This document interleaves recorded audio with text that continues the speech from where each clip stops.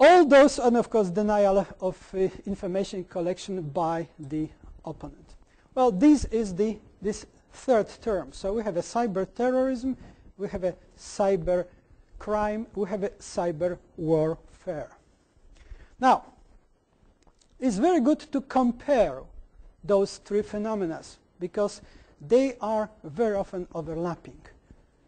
Cyber terrorism, information warfare, and cyber crime.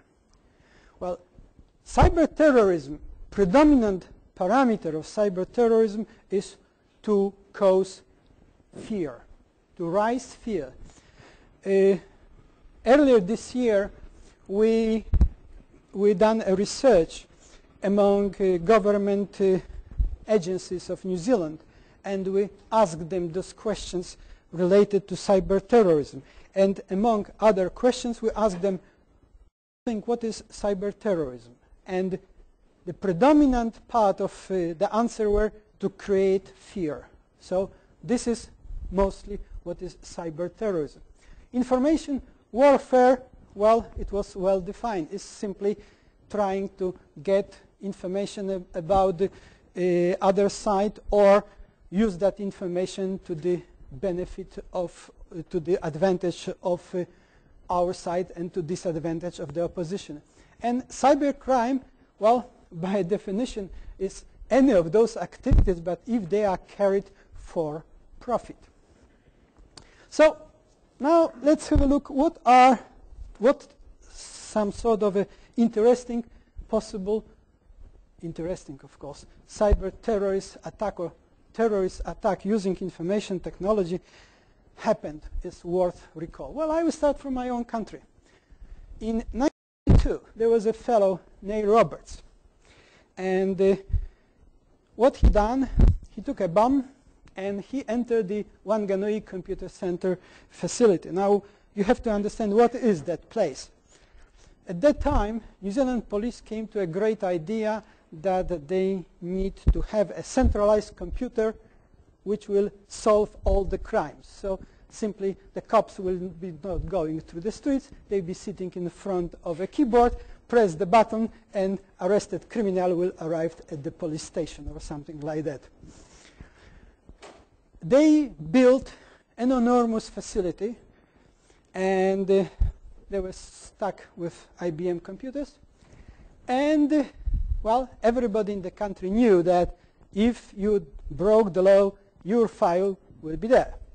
And Neil Roberts didn't have a file, but he has a grudge, and he went to the facility and tried to blow it up and himself by chance as well.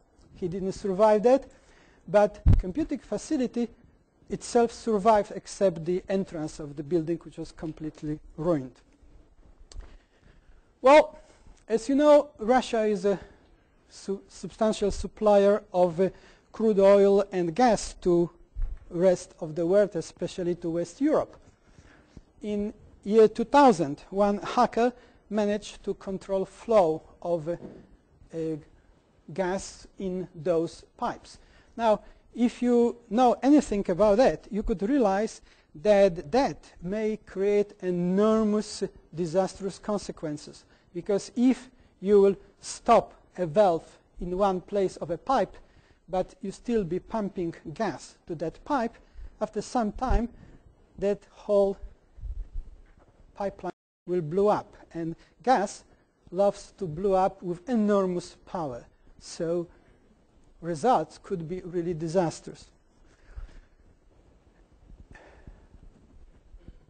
The same year, March 2000, Japanese police revealed that some of the software which they order for their own purposes was practically developed by this company, which was responsible for gassing Tokyo subway, sometimes earlier with significant casualties.